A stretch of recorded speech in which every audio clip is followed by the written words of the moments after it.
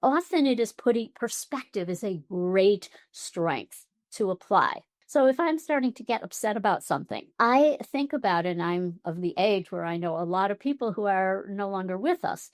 If I had something that was really serious going on, then whatever it is at this moment that I'm upsetting myself would be like nothing.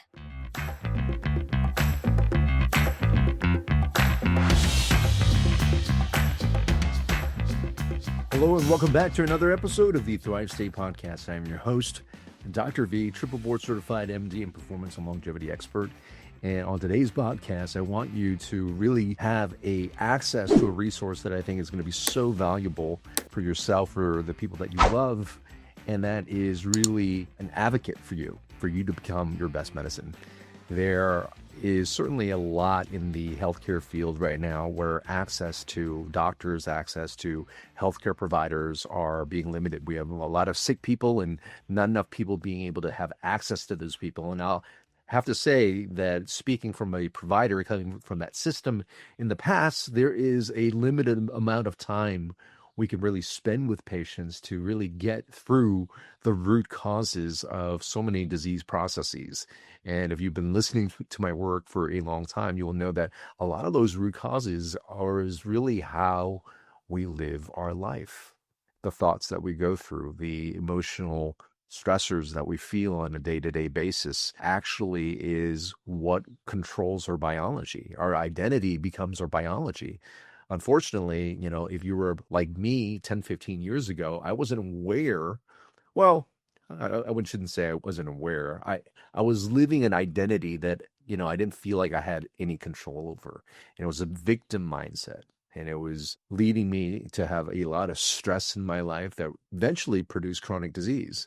And what I do feel is I'm starting to understand more about bioenergetic medicine, the biofield, and how it affects our life, that the choices that we make, the identity from which we make those choices, actually eventually creates disease in our body. The biofield is basically this bioenergetic field or energetic state that we create in our body by how we live life.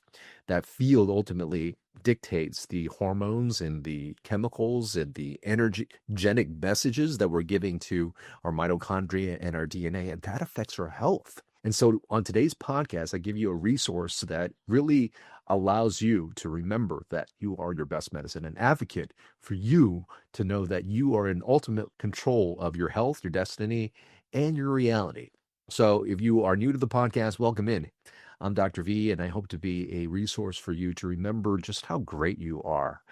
And if you remember that this life is beautiful, that you've been given this gift of breath, and with every breath we have an opportunity to choose, and with those choices we create a biofield that not only affects our biology, but it affects our reality and what we create in our relationships and our health, and how we serve humanity for a better cause.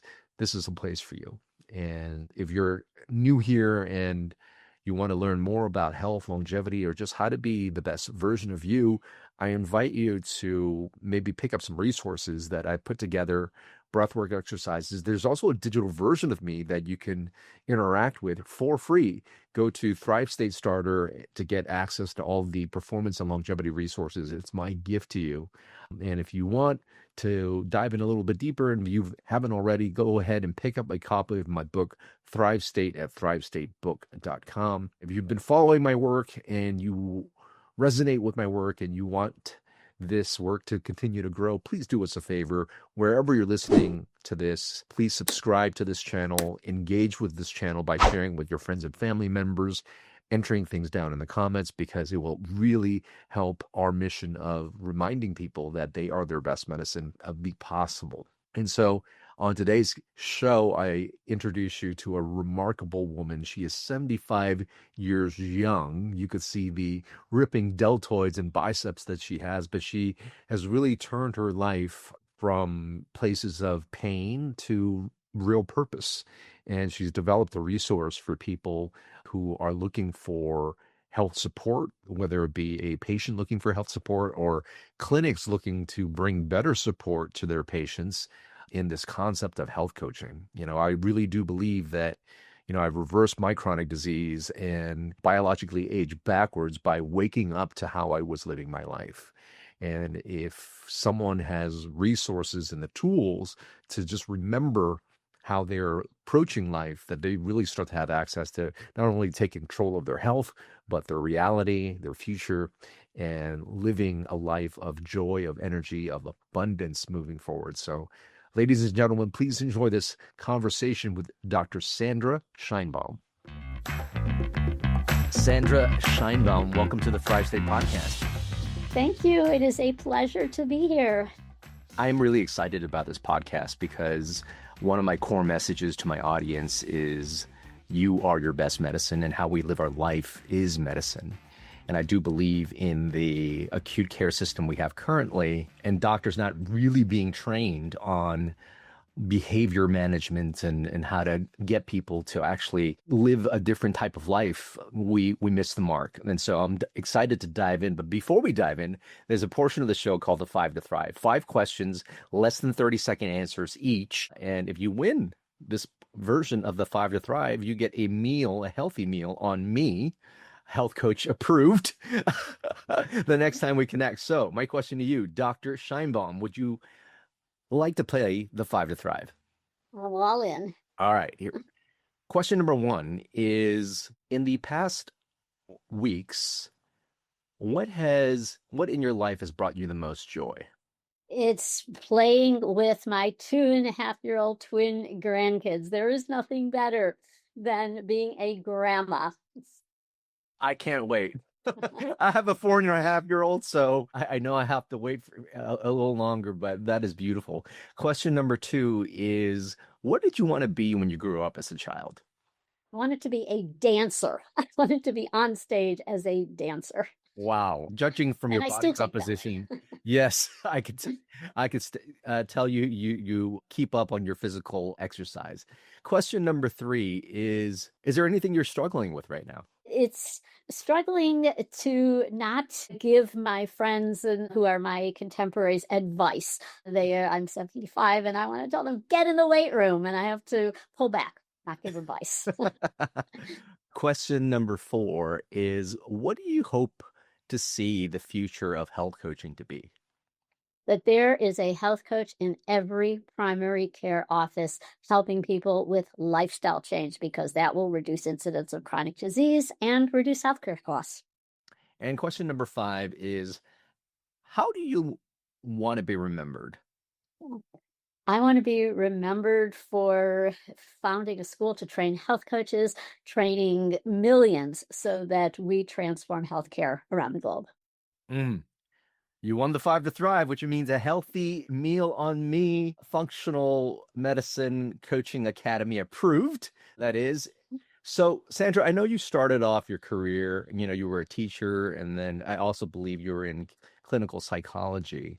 At what point did you start shifting to desiring to train health coaches? Yeah, so I grew up in an era when for women, the paths were be a teacher, be a nurse, be a secretary. And I chose being a teacher, majored in education, and taught kids with special needs and learning disabilities, what we called behavior disorders back then, taught teachers how to teach kids with special needs, got a doctorate in psychology, became a health psychologist. So it was an awakening. I realized I've been in this field for really close to 50 years, because even as a teacher, I was doing stress management workshops. I was teaching stress management for teachers and writing articles about it and developing relaxation tapes for kids. And so it was just a natural progression, because when I trained in psychology, the emphasis that I focused on was humanistic psychology, Carl Rogers, Gestalt therapy, which was client-centered. Now, this was in the late 70s, early 80s, and we didn't have coaching. But I was fortunate to have mentor Dr. Frederick Hudson, who actually founded one of the first schools for people who wanted to be life coaches. And I remember we sat around and he had this idea, like, what about people who don't have a psychiatric diagnosis, but they want something that we're offering in terms of this wonderful client-centered approach? And so this was at the time called a Mid-Career Development Institute, and it morphed into life coaching, Hudson School of Coaching. And from there, we can consider life coaching then what evolved was a spin-off of that discipline, health coaching. So I had been health coaching for many, many years as a psychologist, not realizing that that's what I was doing, because as a health psychologist, I was seeing people who had a medical diagnosis, not a psychiatric diagnosis necessarily. They were people suffering from migraine headaches, for example, or irritable bowel syndrome. And I was using mind body strategies to help them, as well as positive psychology techniques. So I had people coming to me. I was around 65 at the time, 64, and people were coming to me saying, you should, I'm a health coach and I don't feel adequately prepared. I love what you do in your work. Wouldn't it be great if you trained health coaches? And so that's how it evolved. And we became a collaboration with the Institute for Functional Medicine. I was 65 when we started, had our first beta class, had no idea who would come. We had 26 students initially, learned as we went along, and I had zero business background. So starting a company, knowing how to do this was something that was completely foreign to me, because I just had a solo practice as a psychologist, but learned as we went. And now this is my mission and purpose, to train thousands of health coaches. And we have close to 5,000 around the world. That's amazing. And certainly I could speak to the quality of the coaching and know and really appreciate from a doctor standpoint that there are people that, now go through a standardized curriculum so that the type of people that you get. It is hard to be a life coach and not be considered a health coach anyway. Certainly when I went through my chronic disease diagnosis 10 years ago, one of the first things I did, yes, I went into regenerative and performance medicine, but a lot of it was also recognizing how I was living my life. And it was doing deep personal development work that really accelerated my healing. And so can you speak to basically how there's really no separation between the mind, the body, the soul, and if we are misaligned in how we are living our life, physical symptoms are bound to show up? Yeah, so it's really so powerful. And I have said for years, what's real in the mind is real in the body. And I was fortunate to have trained under Dr. Albert Ellis. He was one of the fathers of what we call cognitive behavior therapy. And really, that is where it begins.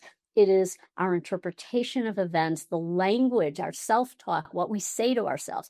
We hear this a lot now, but really it is something that is so fundamental to really look at how you interpret events, and that is your thoughts. And you listen for language like it's awful, it's horrible, it's terrible, I can't do this, this is too hard, I'll never make it. In my generation, it sucks to get old, hear that a lot.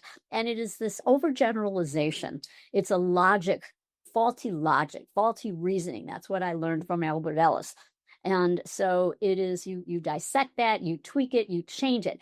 And when you do, it's like every thought is a shower of chemicals. It's either inflammatory, anti-inflammatory, going to turn on a sympathetic stress response, or it is not going to create a more of a parasympathetic quieting response.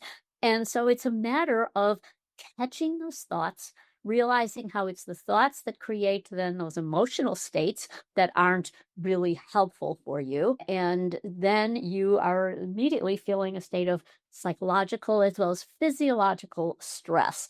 You can change that, because every time you rework a thought, every time you talk yourself down from a ledge, every time you integrate that process, because it's not just in your head. So I don't want to give the impression that, it's all about changing your thoughts and that's it. It's an integrative, comprehensive process where you are also paying, wait, I'm not even breathing. I'm holding my breath. My shoulders are up to here. I'm tensing all my muscles and my posture is off. You become aware of your physical presence, and you start to do some things on the spot to modify that. So changing your breathing pattern, noticing, okay, I'm going to just let my shoulders drop. I'm going to take some breaths. And as I do, I'm going to feel warmth through my heart. So all of these things can happen simultaneously, where you are now creating a new neural pathway. You are training yourself to operate at a level that will be much more functional for you, so that you are going to be able to engage in problem solving. So the issue then that you may have upset yourself about there's a solution. It's solvable because you are in a quieter state, both cognitively as well as physiologically.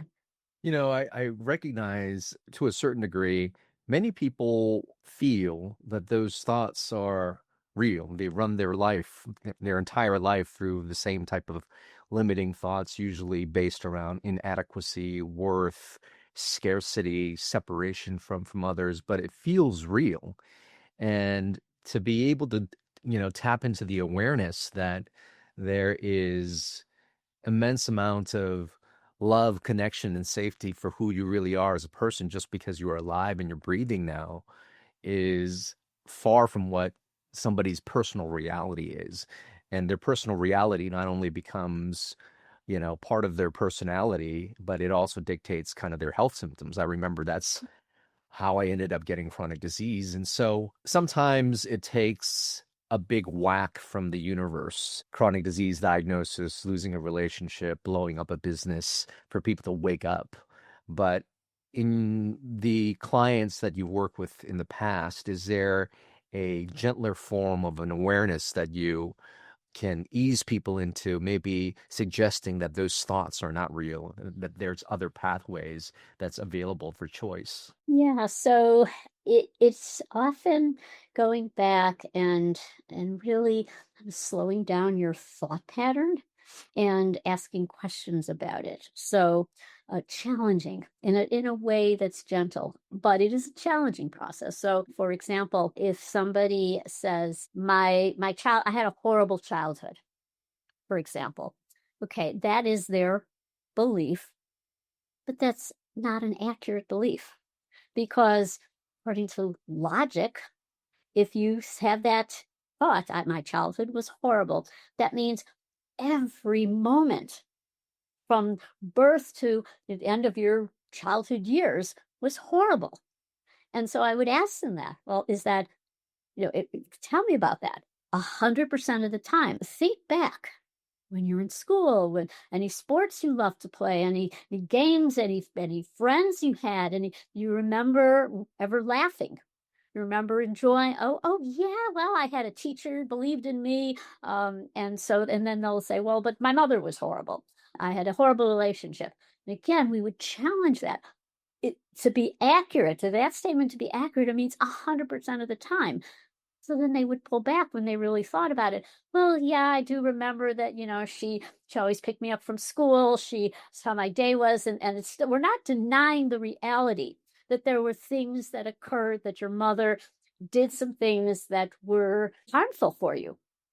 But they're starting to now pull back from that. Or the same thing with pain analysis. I have chronic migraines. I'm always in pain. Well, we would pull back from that.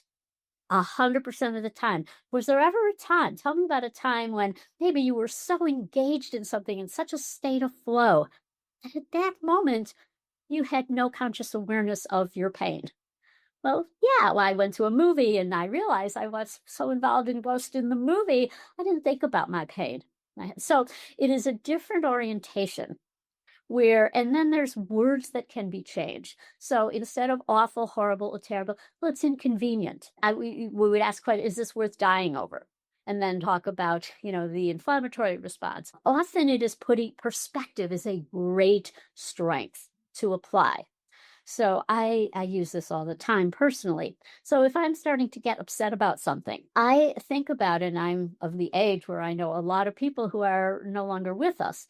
I would say, well, that if I had something that was really serious going on, then whatever it is at this moment that I'm upsetting myself would be like nothing, would be just ridiculous to even focus on it. So there's nothing more serious that would grab my attention to be worried, to be upset about. And so therefore, I would say I'm blessed. I'm blessed to be able to stress out over my computer failing, for example.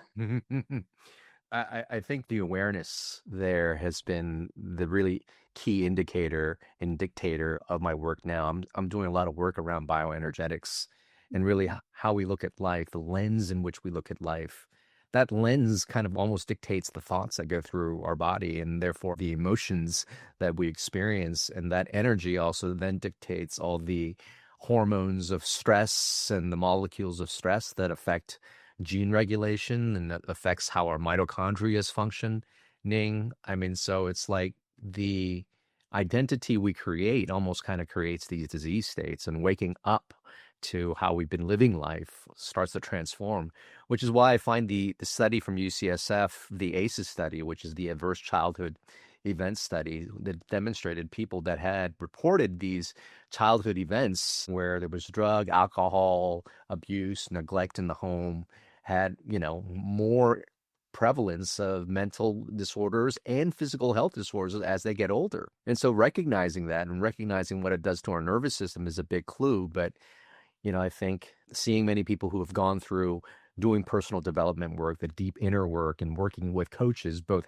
health and life coaches, were able to reverse all these different symptoms, which is why I am really leaning towards waking people up to the beauty of life and how they're living their life, because shifting that will therefore shift our biology as well. There was a quote that I don't remember who said it first, but they were saying that our biography actually dictates our biology.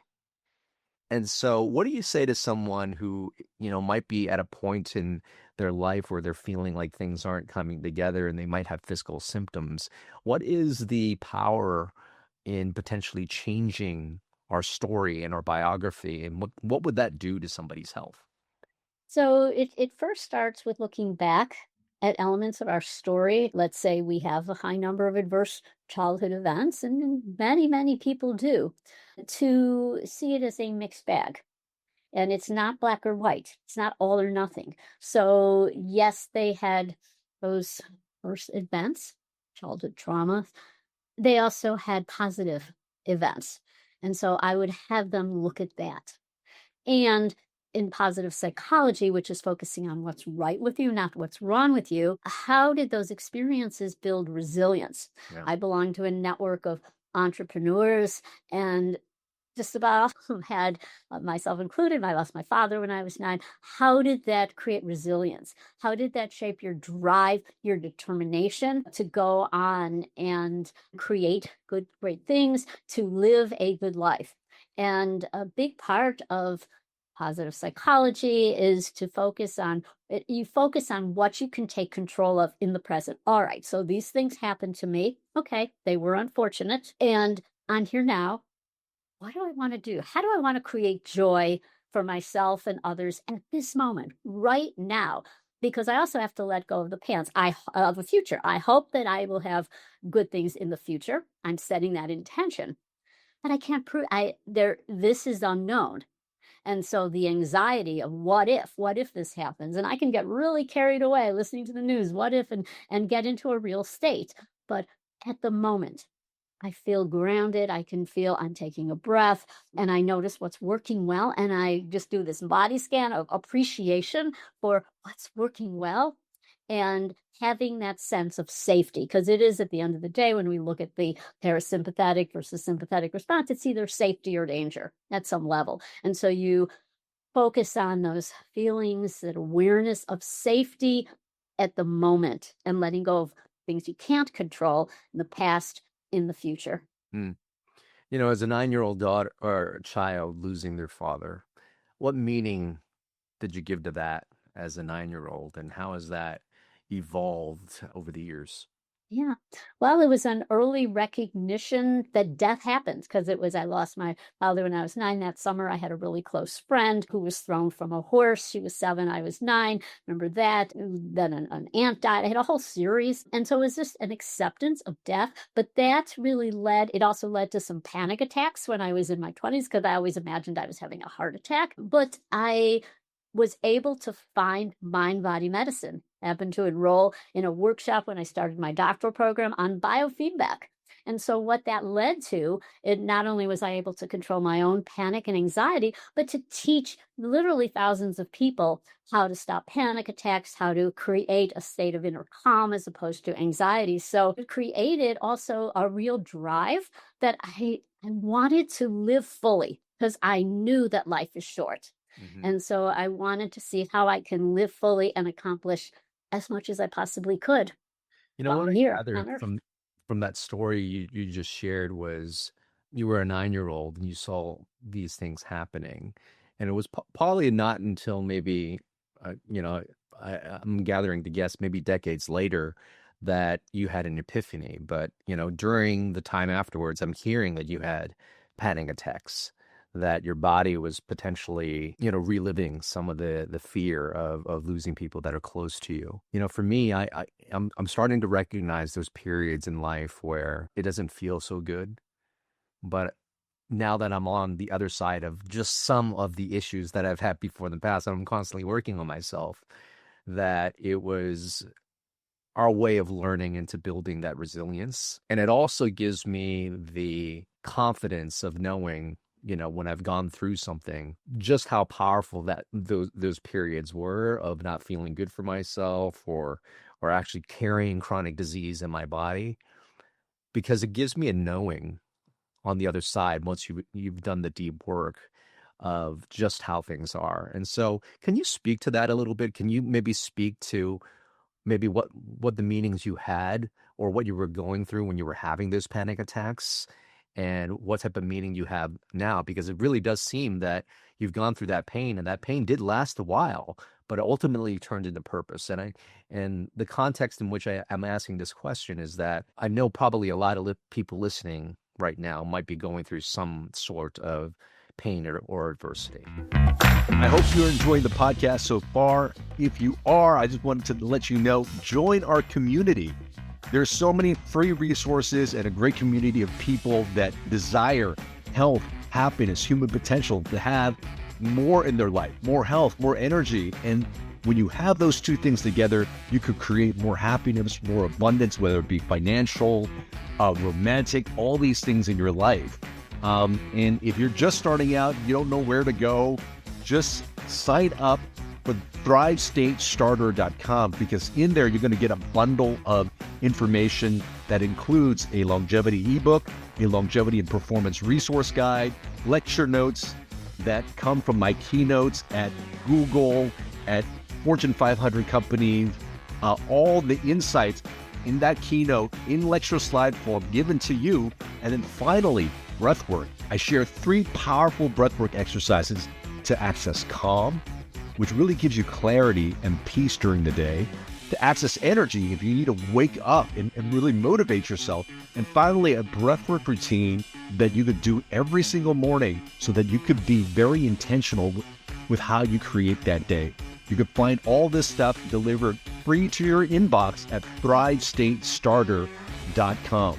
And our community is growing. If you want to be a part of a community of people that desire the Thrive State, that are really in Thrive State themselves, and help other people along with that, you could be a part of the community. You can get group coaching from me. We do breathwork sessions, meditation sessions, and you also get to drop in and participate in podcasts in the future. You could find more about the community at mythrivestate.com. That's mythrivestate.com. So check out those resources. You're not going to be disappointed. And please enjoy the remainder of this podcast.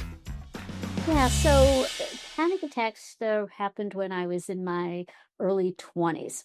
And it had a lot of moving pieces. So I remember, my father died. He had rheumatic heart disease. So it was nothing that it was genetic for me in any way. He had rheumatic fever, and that led to heart damage. So he passed away at 43. But I had this strong sense of heart disease. In those days, this was the 50s. All my uncles and everyone passed away from a heart attack. And I remember a home visit, because in those days, pediatricians made home visits. And this pediatrician said to my mother, "Oh, she has a heart murmur." So, okay, that was it. So that was the trigger. So I remember a panic attack I had been in Chicago. It was a big snowfall. I was shoveling snow. I had just come in from shoveling snow, and I thought, oh, you can have a heart attack. Was not in shape. So, oh no, I feel pain going down my arm. I can't breathe. I'm going to pass out. I actually called the paramedics and, hyperventilated and breathed in a paper bag. I was fine. So incidents like that, it was always, I'm dying. It was always, I'm having a heart attack. I can't breathe. I'm dying. Not realizing, and this is where mind body medicine, and it's all integrated with also focusing on rational thinking. And in fact, I wrote a couple books about stopping panic and anxiety because I was catastrophizing. I was that ultimate, like, oh my God, I'm dying. I better, go call emergency. I better go to the emergency room. And so it's this thought, that thought I'm having a heart attack, that thought I'm dying was triggering it. But what I didn't realize at the time was that how I was living my life, my early 20s, was feeding into it. I was eating the sugar diet. I was not getting enough nutrients. My brain health was probably not good. I wasn't working out. And I was teaching, and it was constantly snacking on M&Ms because that's what we gave kids at the time, Oreo cookies for their snack time. We didn't know any better. And so it was all those pieces put together. And so once I learned what I was doing with my breathing, that I was hyperventilating, I taught people using biofeedback. We had these dual respiration belts where they could see, oh, wait a minute, I'm totally chest breathing. I'm inhaling and not fully exhaling. And so once I had that pattern, then it was a piece of cake, and realizing that the body relaxes slowly. We get into this tremendous fight or flight like instantaneously, but calming yourself down is longer. And it's more of an awareness. So once I was able to do that, each time I was able to stop a panic attack. And so now, so that was the process. So it really was, that fear, I'm dying, because I'd had experience with people dying, but then learning to apply these really powerful mind body medicine cognitive therapy approaches to that. That's beautiful. I hear those stories over and over again where these type of experiences that we go through, we ultimately have to be our own healer in a way, and recognize that I'm going to get through this. Yeah. And when they do, you almost recognize maybe why, if you're a believer in a higher power, maybe why God or the universe or source has put you through that experience, because now you're someone who is gifted the gift of people going through panic attacks, with the multiple books that you have, with the ongoing teaching that you have, of really giving people those tools. And it's taken me a while and lots of different type of lessons to recognize that the challenges and obstacles in my life has always been blessings. And I almost try to look at the ones sitting right in front of me, asking myself, where's the gift in this lesson right now? Yeah. Absolutely. Yeah. So in America today, there is still problems with access to maybe health insurance or getting health care. I really firmly believe that health coaches can potentially be the front lines and reach and maybe solve the shortages of the healthcare providers we currently have all over the country. But how do people start to get access to that now? Is that something that insurance is starting to adopt? Is something people can go out and find their own personal health coach?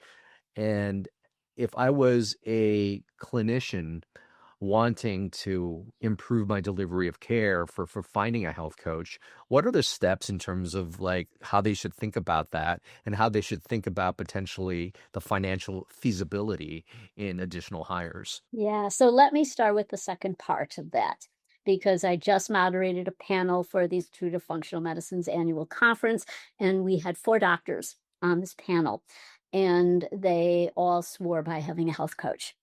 And for many reasons, because their patients really are getting better, but their own lives are also less stressful.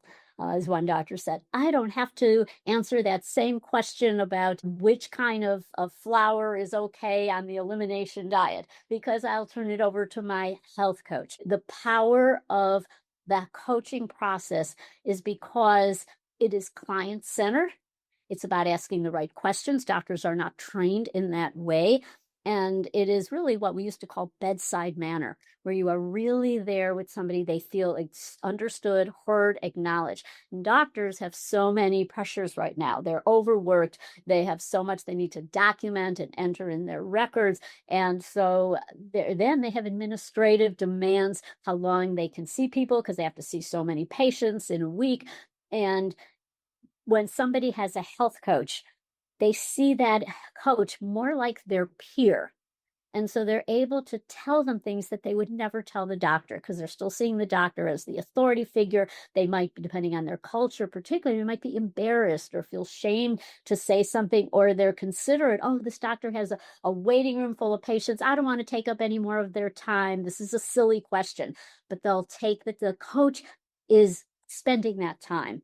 And so what I would say to practitioners also is that this is a return on investment. We have documentation that people will refer others to a practice that has a health coach. They will keep coming back for their visits, and they will feel taken care of, and the biomarkers will change for the better. So it is a good ROI. But there are many ways you can onboard a coach. You can have them as independent contractors. You can have them on salary. Many people who come to us at FMCA are saying they don't want those arrangements. They're just going to refer. They want to find some good coaches in their community. Now, that community can be the entire world, because coaches can work virtually. And so often based on having connection with that practitioner, sharing the same values, having the same specialty, people you work with. As far as somebody wanting to get a coach, so private coaches, I would look for somebody who is nationally board certified, just as you would look for a board certified doctor in a specialty. That means they have met the minimum standards. They have passed a rigorous exam administered by the National Board of Medical Examiners. If you see a coach, if you are, again, a practitioner, and you take insurance, you can have some of those visits, like a chronic care management visit, can be handled by your health coach, and then the practice bills for that visit, not in the coach's name, because again, they are considered the supportive personnel. But you can do that. You can also hold group medical visits, which has been around since 2011, 2012. It's a very good way of doing this that is paid by Medicare, where your coach facilitates the group, and one at a time, members of the group are taken out to see their doctor or nurse practitioner. That's amazing. Are people able to use health savings accounts Yes. towards coaching? Great point. Absolutely. They are able to use those towards health coaching. They need to get a letter, which is not a big deal, from their doctor of necessity. And then, yes, they can use those accounts. Many do, and see private coaches. That's something I think that's very empowering, to be able to use something that's set aside for that as well. And what I've also found that I'd love to share with patients is, you know, I think in the past, potentially as I was growing up in the field, just understanding how my family was, they were looking at health insurance as, this entity and that is there to get my back, and it's going to serve me. And if I get sick, something's going to happen. There's something about taking something out of either a health savings account or even out of your own pocket to say, I'm not going to rely on the system anymore. There's enough out there for me to know. There are people like Sandra, there are people like Dr. V, who says that I am my best medicine. And I want to vote on me. I want to vote for my transformation. I want to take my money and say, I can do this. And there's something super empowering about that. You are, in a sense, shifting your identity from a victim mindset that something else is going to happen, and really taking control of your health. Have you found that to be true, in the sense of people, going to find a health coach? And what does it say about someone who's just like, you know what? I am actually going to take control. And if it has to come out of my own pocket, I'm going to vote for me. 1,000%. It starts with a belief, which you just articulated so well. It's a belief that I can be my own best medicine, that I do not have, like, genes are not my destiny. Yeah. It's not just all in my genes. And when your number's up, it's up. It is, I can take control, and that I can control my daily habits. And it's a belief that those habits, those choices you make every day, and they are choices, will have a big impact. And also, there's certainly things we cannot control. We live in a toxic environment, for example. And for example, here, there's just a wildfire in Canada, and it's impacting where I'm at in the States. So we can't control the air quality, but we can mitigate. We can have air purifiers, for example. So we can do what is possible within our control and let go of what we can't control. So, but it is a belief that we can't control our health, and it happens day to day, that, everything we put on at the end of our fork, it's a decision, and we don't have to do it alone. It doesn't have to be a process of doing this by ourselves. That is where it is health coaches. We can partner with a health coach who will be your ally, your accountability partner. And what would that look like? Well, also, it would be that we are increasingly capable of becoming our own medical detectives, because not like we're replacing doctors. I don't want to convey that impression. We need our doctors. If we're having a heart attack, we need our doctors in acute care. We can use wearables, for example. I wear a continuous glucose monitor so I can make sure that my blood sugar is within healthy limits. We can have many ways that we can see this data getting easier and easier to do with each new development. There's something just came out where you can see, in real time, like your blood pressure. You don't have to have a cuff any longer. So we're seeing all these advancements. And then we can feel empowered to go to our doctor to say, hey, I want this blood test. I want to see this, we can take more control. And that is what's really so exciting about, again, when we say take control of our health, there are ways to do this. And it starts with what we call self-efficacy. And every study of health coaching shows that that's what elevates. People now feel like, yeah, I can have more control of my destiny. I can feel empowered to be the CEO of my own health. And let's talk about that in your personal case. Mhm. Sitting across the screen from me at 75 years old, and I see those ripping deltoids and biceps. What does it take for you? Because I know you're probably at an age where maybe some of your contemporaries are sharing the belief that they don't have the energy to go to the gym, or, people even several decades younger than you with those beliefs. What was that like for you? At what point did you tell yourself that living as vibrant as you are now, taking on a new career and project at the age of 65, doing it and expanding in this past decade is even possible? What has been your secrets? Yeah, well, I guess if we go back to our previous discussion of trauma, it was, I'm going to do everything I can to be in the best state of health possible. And so was really that decision to take control of my health was number one. And then really realizing the power of food, which evolved from having a very sad diet, growing up, lots of processed food, and as a sugar diet where I was probably addicted to sugar and really malnourished, where that happens when you're eating sweets all day, and you just said, oh, well, I have a sweet tooth, and not think much of it. So it is the decision I know what it's like to feel good. And at this moment, to feel good. And so everything that I can possibly do, and I know that it is non-negotiable. So it's an appreciation for what the research says about the importance of food as medicine, exercise as medicine. And it evolved, because when I was younger, when I was in my 30s and 40s, 50s, it was, exercising for the wrong reason. It was exercising to look good.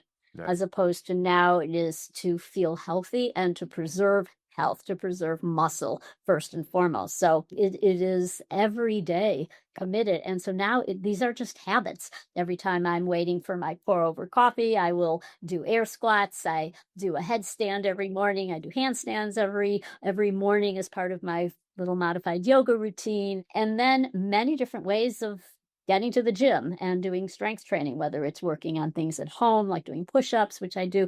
Before this call, I did a set of 20, and then I came back and did 30 more. So I'm on 50. Now I've got 50 more that I'll probably do the rest of the day. So yeah, so it is. And then finding the joy of exercise. I take a ballet class 2 or 3 times a week. I'm not a dancer. I'm not good. I still don't know how to do a pirouette after many, many years, but it is just the joy. That is like my my meditation. It is being with a community of people that I'm friends with. And so doing things that are fun. And I look forward to working out. I look forward to being in the gym and feeling part of that community.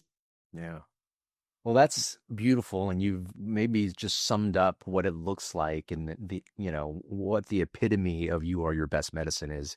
It's community, it's finding a sense of purpose, it's living life in those states of joy, because those states of joy also activates the genes of longevity and performance. And thank you for being such a great example of what purpose, passion, and living life healthy and contributing to society looks like. And so I applaud you. I can't wait to have lunch because I owe you one.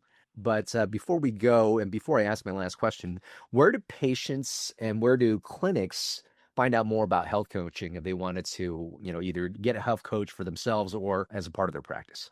Sure. So they can go to our website, functionalmedicinecoaching.org, and there's a find a coach. There's a section for practitioners. They can do it two ways. If they want to work with somebody, submit a job description, and we will post that to our graduates, or we have a robust directory where they can search by area and see there are coaches who are perhaps in their neighborhood, or if not, everybody works virtually and they can find a coach to meet the needs of their patients.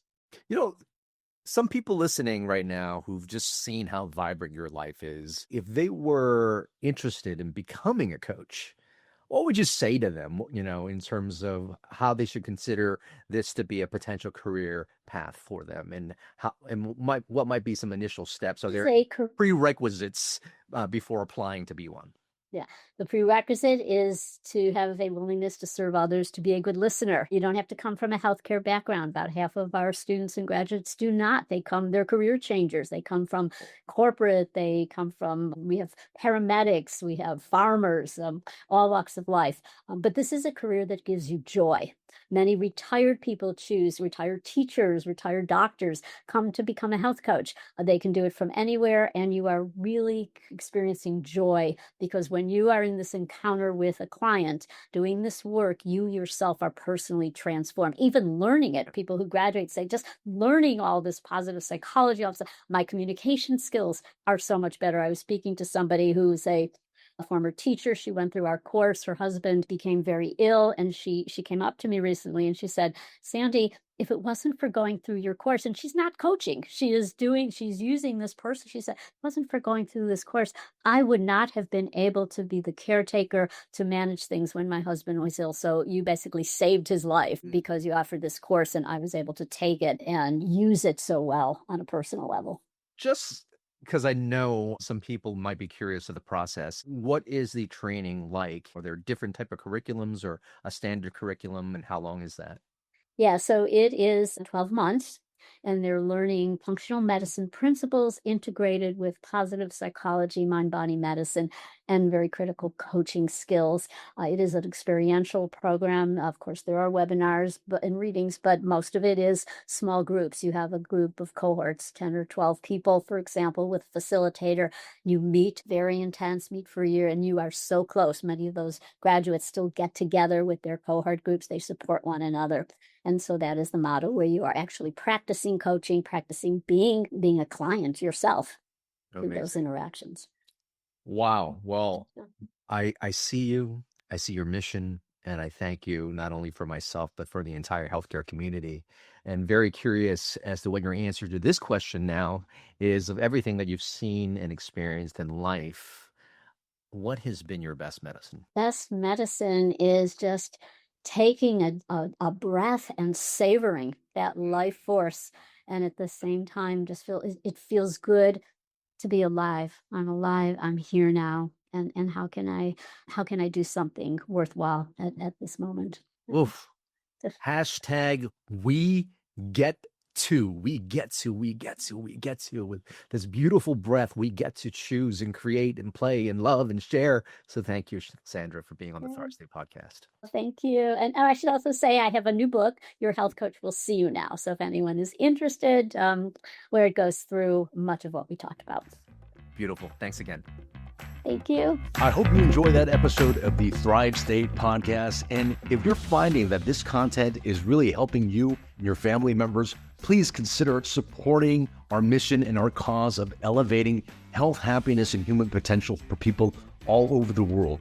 You can do so by making sure that you subscribe to this podcast, sharing it with your friends and family members, and leaving us a 5-star review wherever podcasts are heard. All these things are going to really help elevate the show and to give us the resources to continue to bring more content just like this to yourself as well as the people that you love.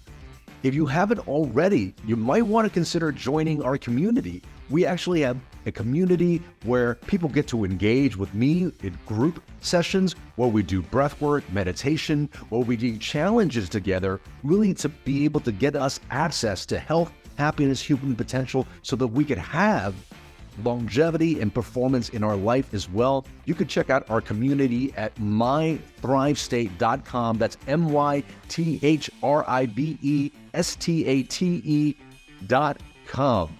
And if you haven't already, pick up a copy of my book, Thrive State. It really gives you all the tools, the pillars that you need to create a blueprint to control the energetics of your life. Who are you? How you show up in the world? The choices that you consistently make create an energy in your body, and you can control this. And when you can control that, you also control the messages you give to your DNA that gives you access, again, to optimal health, longevity, and peak performance. And let me also just share a free gift to you. If you haven't already, please pick up my longevity and performance bundle, where I share lecture notes, ebooks, breathwork exercises, and longevity and performance resources at thrivestatestarter.com. Thank you so much for being a part of this community. Thank you for helping us grow. Remember always, my friends, that you are your best medicine.